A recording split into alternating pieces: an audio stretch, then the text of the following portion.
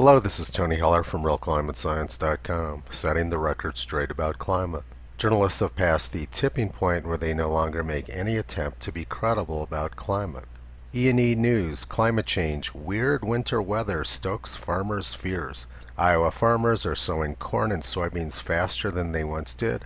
Iowa's growing warmer in winter and hotter in summer, according to somebody.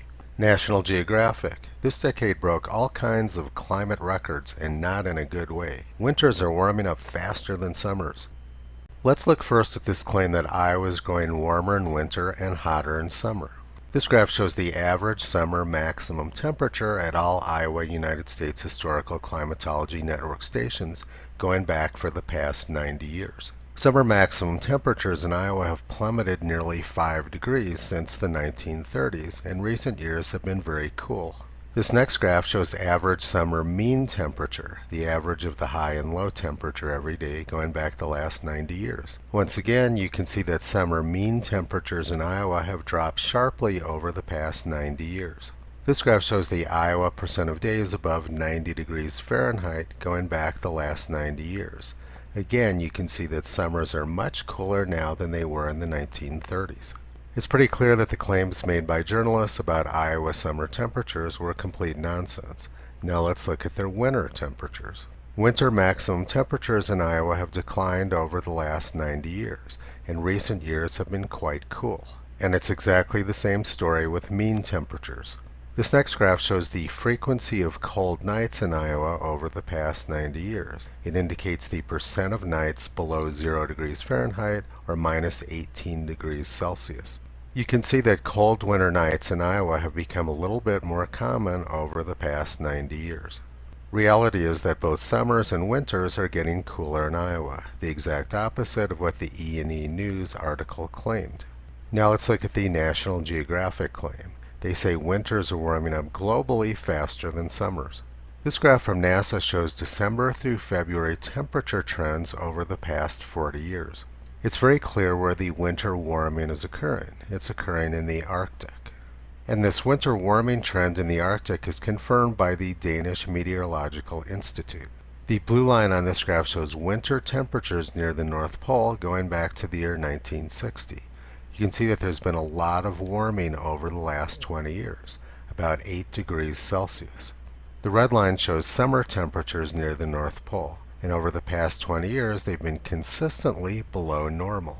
So winters in the Arctic are warming, and summers in the Arctic are cooling. Summer is the only time when ice can melt near the North Pole, and over the past 20 years summers have been cool near the North Pole. Here's an article from The Guardian 2 years ago about the Arctic winter warming.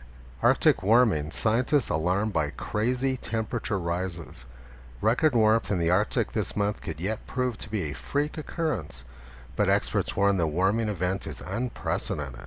An alarming heat wave in the sunless winter Arctic is causing blizzards in Europe and forcing scientists to reconsider even their most pessimistic forecasts of climate change. Let's focus for a minute on this key point. The Arctic is sunless during the winter, but the greenhouse effect requires sunlight. The whole idea is that sunlight warms the surface and then the heat gets trapped inside the atmosphere. But if there's no sunlight during the winter, then it can't be the greenhouse effect which is warming the Arctic. Something else besides the greenhouse effect has to be warming up Arctic winters. National Geographic used to understand what causes warm and cold winter weather. This is the December 1977 edition of National Geographic, the year the weather went wild. National Geographic showed a huge swing in the jet stream, a big ridge over Alaska and a big trough over the eastern United States. As a result of this jet stream pattern, Alaska was warmer than Florida. It snowed in Miami during January 1977. Experts were forecasting the possibility of a new ice age. This article was in Science News. The National Academy of Sciences showed a very sharp cooling trend, and the waviness in the jet stream was blamed on global cooling. The article read, "The principal weather change likely to accompany the cooling trend is increased variability, alternating extremes of temperature and precipitation. During cooler climatic periods, The high-altitude winds are broken up into irregular cells by weaker and more plentiful pressure centers, causing formation of a meridional circulation, which is a wavy jet stream. When the jet stream is wavy like this, warm air gets brought up to the Arctic and cold air gets brought down to lower latitudes. This wavy jet stream has caused the Arctic to warm up, and it's also caused the lower latitudes to cool. The cooling of the lower latitudes in winter has caused winter northern hemisphere snow extent to increase over the last 50 years. This graph from Rutgers University Global Snow Lab shows the increase in winter snow extent. Winter snow extent is increasing because cold air is pushing further south and the freeze line is moving closer to the equator, so precipitation is falling as snow rather than as rain. The Danish Meteorological Institute graph shows that winter temperatures in the Arctic have increased by about 8 degrees Celsius, or 14 degrees Fahrenheit, which is exactly the same thing that occurred 80 years ago, September 29, 1939. Scientists have confirmed the fact that the Arctic regions around Spitsbergen are warming up at the rate of approximately 1 degree in every 2 years. Since 1910, when observations first started in those regions, the cumulative rise of winter temperature has amounted to nearly 16 degrees Fahrenheit. So warming 80 years ago in the Arctic was nearly identical to the warming we've seen over the last 20 years. What happens in the Arctic doesn't stay in the Arctic. Arctic temperatures affect the weather all over the northern hemisphere. This week in 1935, Britain was having a January heat wave. January 3rd, 1935. The winter heat wave continues in London, with the temperature early this morning only 4 degrees below that of June. Roses are blooming in Wales, daffodils in the south of England, and spring flowers are plentiful in parts of Scotland, usually snow-covered at this time of year. Even on high hills, there's not a speck of snow. We know that it can't be the greenhouse effect which is causing the swings in Arctic winter temperature, because there's no sun in the Arctic during the winter. But this graph shows what is going on to cause the cyclical Arctic winter warming. The blue line shows temperatures at the capital of Iceland going back to the year 1900. You can see that there was a large rise in temperatures to about 1940, then a sharp drop until 1979, followed by another rise in temperatures very similar to the one which occurred between 1920 and 1940.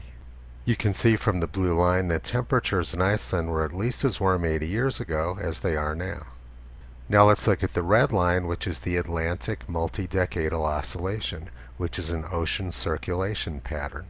You can see that temperatures in Iceland very closely match the Atlantic multi-decadal oscillation. So what's controlling the temperatures in the Arctic is ocean circulation patterns, not the greenhouse effect. The 1932 Winter Olympics at Lake Placid, New York nearly had to be canceled because it was too warm and there was no snow. New York was experiencing temperatures close to 70 degrees in the middle of January 1932. And it was so warm 80 years ago that the glaciers of Greenland and Norway were facing the possibility of a catastrophic collapse. This year in Greenland is quite different. Temperatures over the past month in the center of the Greenland ice sheet have been record cold. For several days, temperatures were below minus 60 degrees Celsius. Essentially everything the press reports about climate is the exact opposite of reality. Our climate is cyclical and it's controlled by ocean circulation patterns, not carbon dioxide. We rarely hear factual information reported about climate by the press. This is bad for the world, and it's also the reason that so many people are watching my videos. They want to hear the truth about climate. We need to get the word out during this critical election year. Please subscribe to my YouTube channel and visit Toto on the web at realclimatescience.com. He's been pulling back the curtain on junk science and propaganda for a long time.